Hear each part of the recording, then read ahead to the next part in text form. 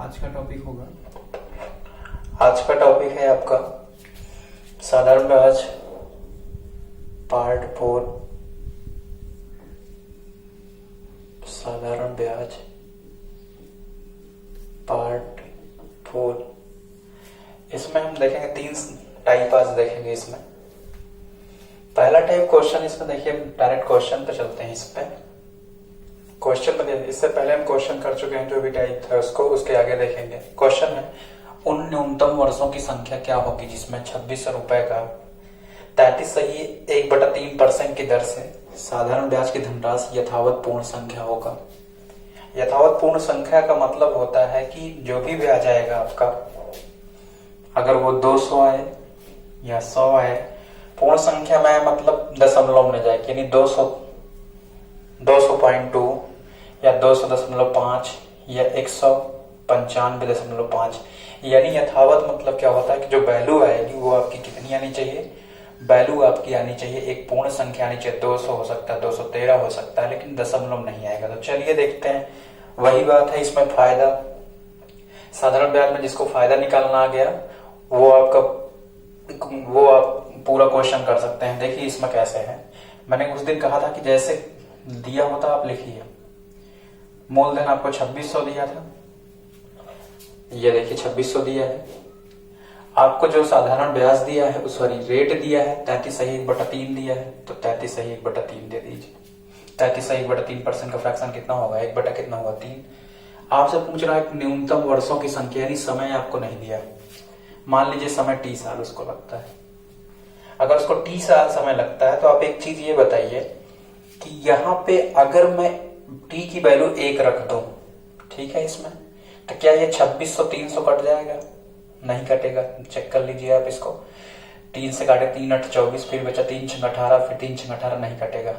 अब t को अगर हम यहाँ पे 2 रख रहे हैं, तभी देख रहे हैं यहाँ पे आप यहाँ से देख रहे हैं कि यहाँ से 3 से ये पूरा नहीं कटेगा, दशमलव में आएगा। अगर मैं यहाँ से t की वैल्यू 3 रख दूं, जो आपका ये t था कितने साल पूछ रहा था, तो आपको अगर मैं यहाँ पे इस वैल्यू को 3 रखते हैं तो यहाँ ये देखिए 3 से 3 कट जाएगा, तो आपको ये जो मिलेगा वो मिलेगा कितना, 2600।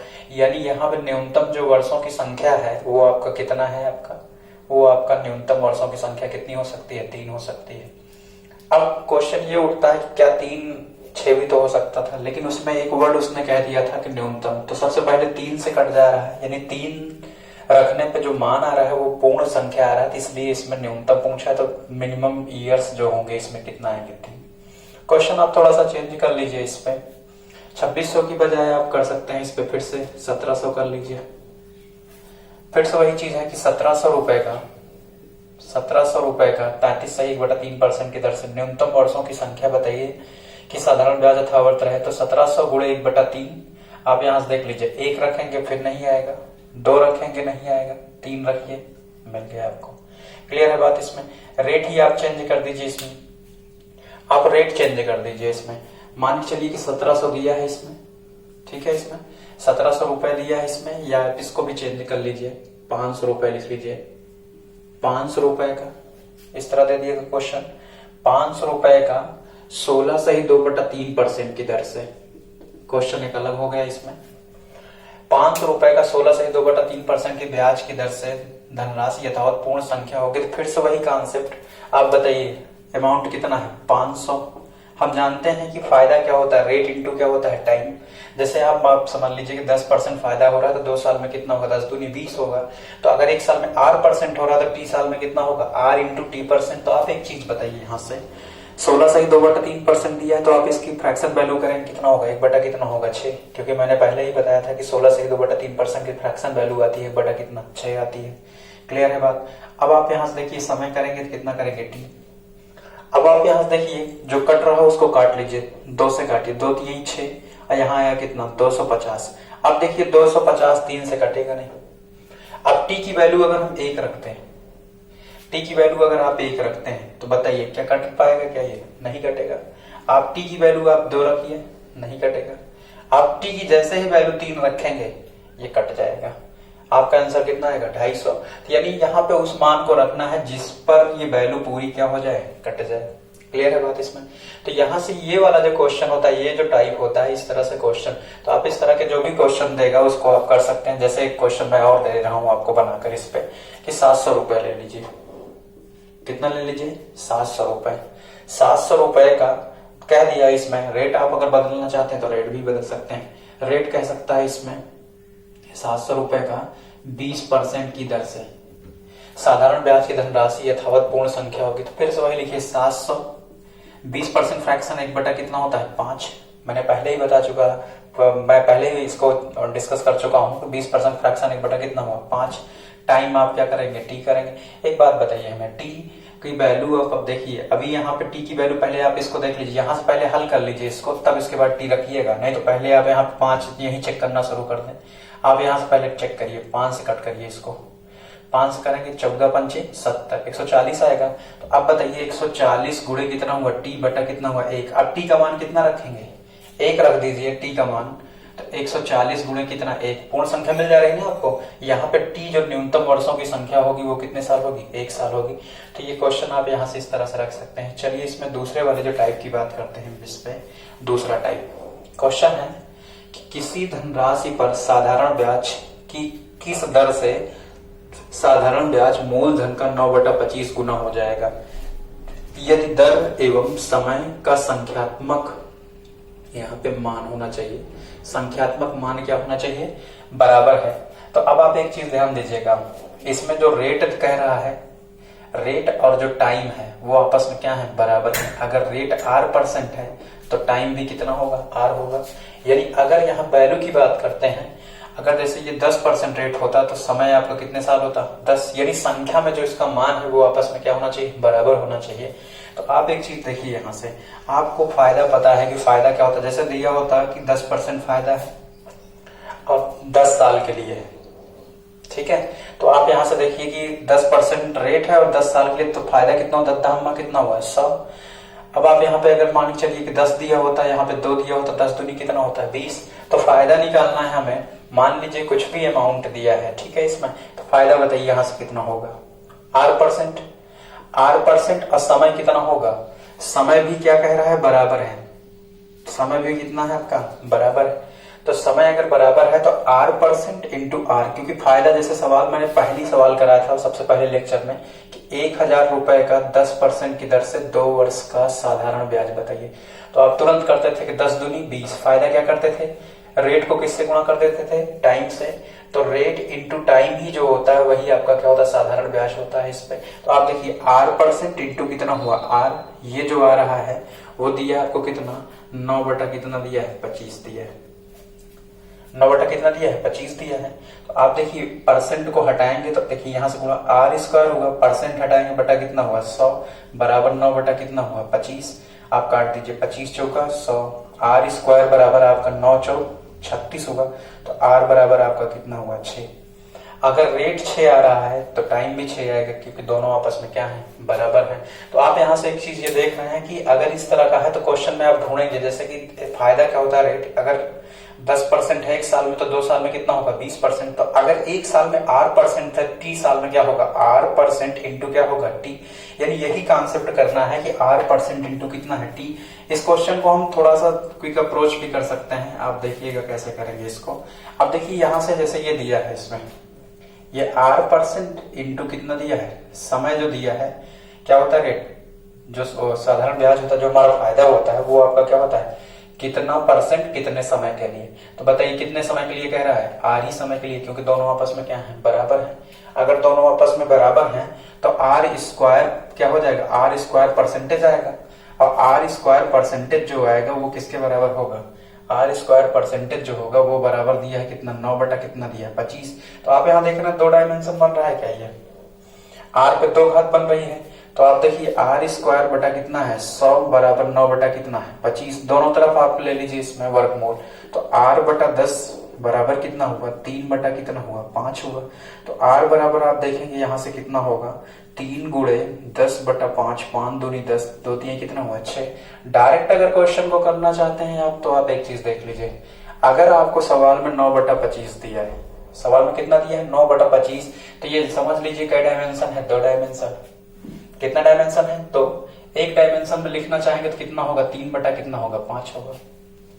एक डायमेंशन में कितना होगा, 3 बटा कितना होगा, 5 होगा। अब अगर 100 दो डायमेंशन में है तो एक डायमेंशन में कितना होगा, 10 होगा। तो यानी आंसर कितना आएगा, 6%। क्लियर है बात। अगर यहीं पे क्वेश्चन आपको अलग से जो दूसरा क्वेश्चन दे देता हूं, फिर से इसको मैं मिटा दे रहा हूं। अब आप जब क्वेश्चन को देखेंगे तो इसकी अप्रोच कैसे करेंगे आप थोड़ा समझ लीजिए। आपको ये 9/25 दिखेगा तो आप एक डायमेंशन तुरंत इसको बनाइएगा, 3 बटा कितना हुआ, 5। 100 के रिस्पेक्टिव नहीं है, बात करेंगे 10, क्योंकि 100 अगर 2 डायमेंशन में है तो एक डायमेंशन में कितना होगा आपका, 10 होगा। तो कितने परसेंट आया, 6%। सवाल खत्म। यानी टाइम आपका और रेट दोनों आपस में कितने आएंगे, बराबर आएंगे। इसी बात को अगर मैं क्वेश्चन दूसरा इसी में ले रहा हूं, क्वेश्चन 2, अगर यहीं पे 16/25 कर देता, 16 बटा कितना, 25। तो 16/25 दो डायमेंशन में है तो एक डायमेंशन मतलब इसका वर्गमूल निकालेंगे 16/25 का, कितना आएगा, 4 बटा कितना हुआ, 5। आप किसके रिस्पेक्ट में देखेंगे, 100 के नहीं, क्योंकि 100 दो में है तो एक में आएगा कितना, 10, 5 दूनी 10, यानी रेट कितना आएगा, 8%। क्वेश्चन आप और कर सकते हैं यहाँ पे, यहाँ से आप क्वेश्चन को और कर सकते हैं। इस पे आप लिख सकते हैं, मान के चलिए 49 बटा आप लिख सकते हैं कितना, 25 लिख सकते हैं। 49/25 दो में है तो एक में आएगा 7/5, किसके रिस्पेक्ट में, 10, 5 दूनी 10, 7 दूनी कितना, 14। तो आपको इस तरह क्वेश्चन संख्यात्मक मान पे आता है तो आप समझ लीजिए कि आर और जो टाइम, रेट और टाइम आपका बराबर है। 2 डायमेंशन है तो 2 डायमेंशन से एक डायमेंशन जाने के लिए आपको उसको वर्गमूल निकालना पड़ता था, वर्गमूल पहले ही निकाल लेंगे। तो अभी जो क्वेश्चन हम देख रहे थे, इसको अगर यहाँ पे कोई भी क्वेश्चन होता है, जैसे इसने 1/25 दे दिया, 1/25 है, इसका 1 डायमेंशन में कितना आएगा, 1 बटा कितना हुआ, 5 हुआ।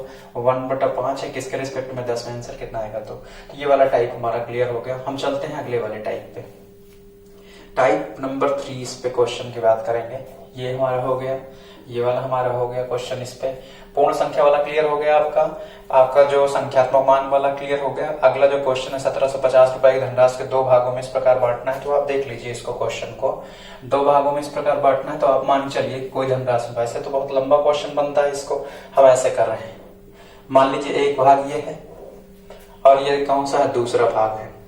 फिर से वही कॉन्सेप्ट पूरे चैप्टर में मैंने कहा रिपीट करना होगा कि आपको फायदा कितना हो रहा है। तो फायदा क्या होता है, रेट इंटू क्या होता है, टाइम, यानी कितने परसेंट की जो दर है वो कितने टाइम के लिए है। जैसे आपको फायदा पहले ही क्वेश्चन मैंने कहा था ना, 10% 2 साल, फायदा कितना, 10 दूनी 20। तो आप देखिए कह रहा है कि इस पर जो पहले वाले भाग पर मैं मान ले रहा हूँ इसको 2 भागों में, 1750 को मैंने 2 भागों में बांट लिया।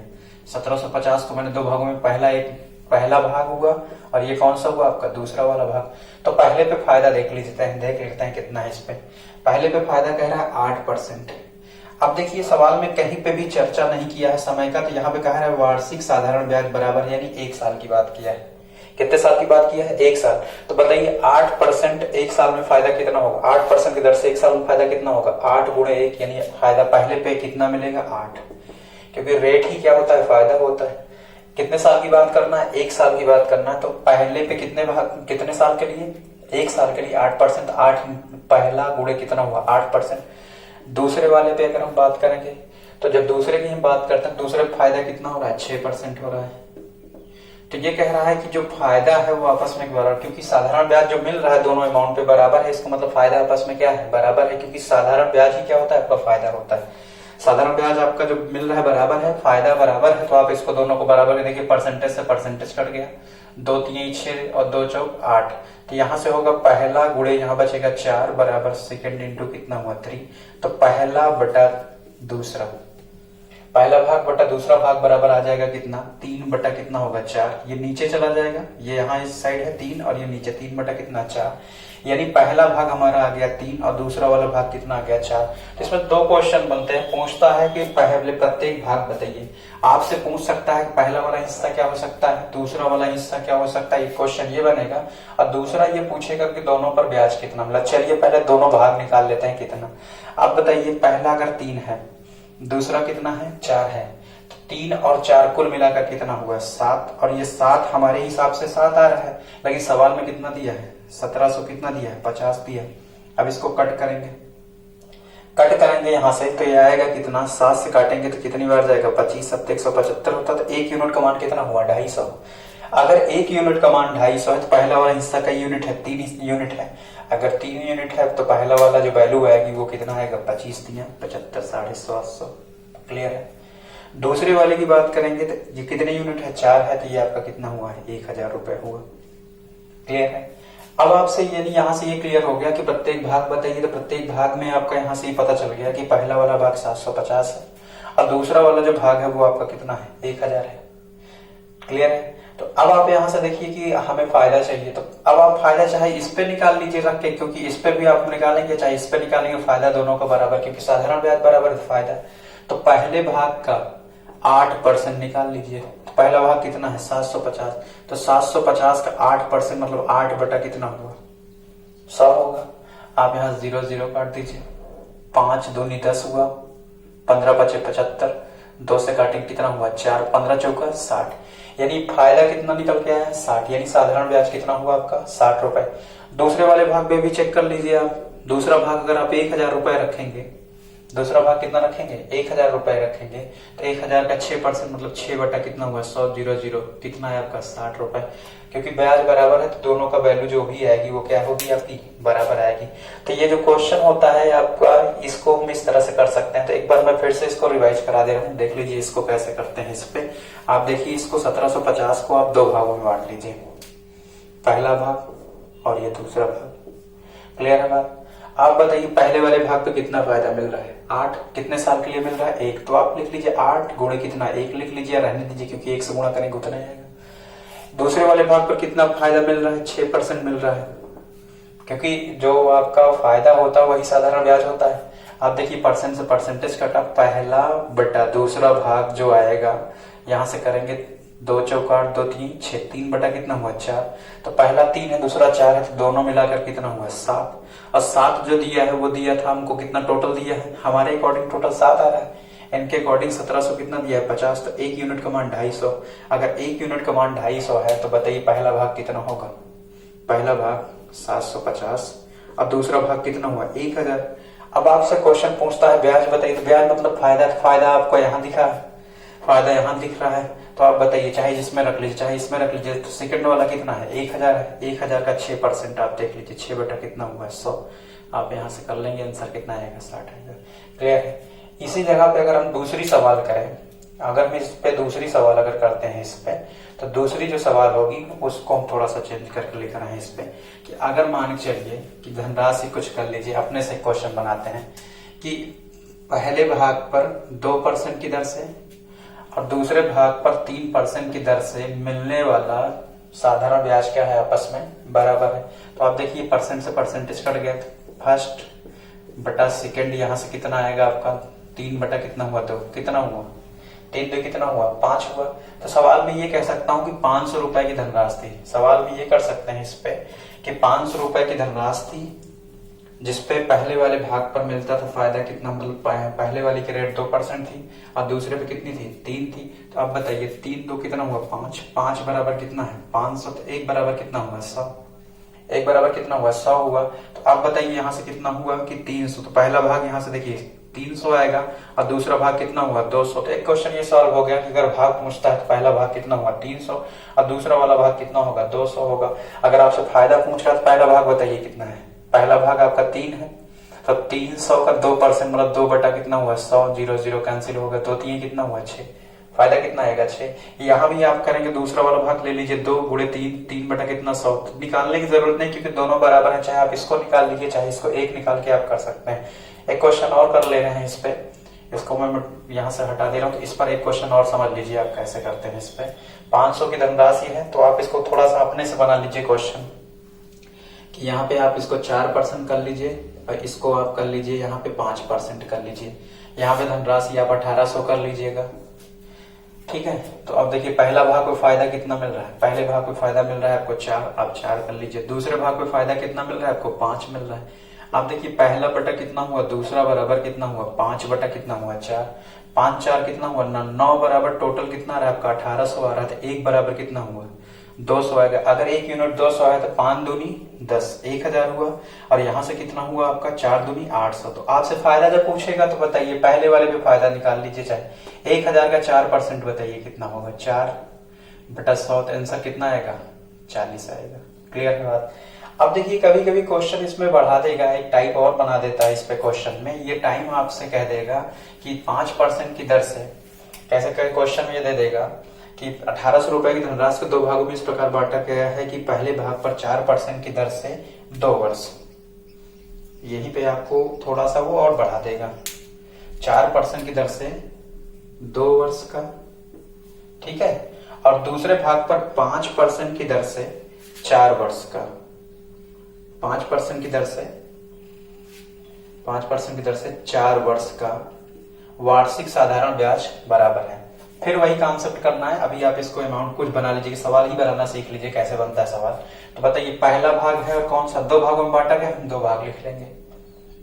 पहले भाग पे बताइए कितना फायदा हो रहा है, 4 फायदा हो रहा है, कितने साल के लिए हो रहा है 2, तो कुल फायदा कितना होगा, 4 दूनी कितना होगा 8 लिख लीजिए। क्लियर है बात। अब देखिए दूसरे भाग पे फायदा हो रहा है 5 चौक 20, आप 20 लिख लीजिएगा।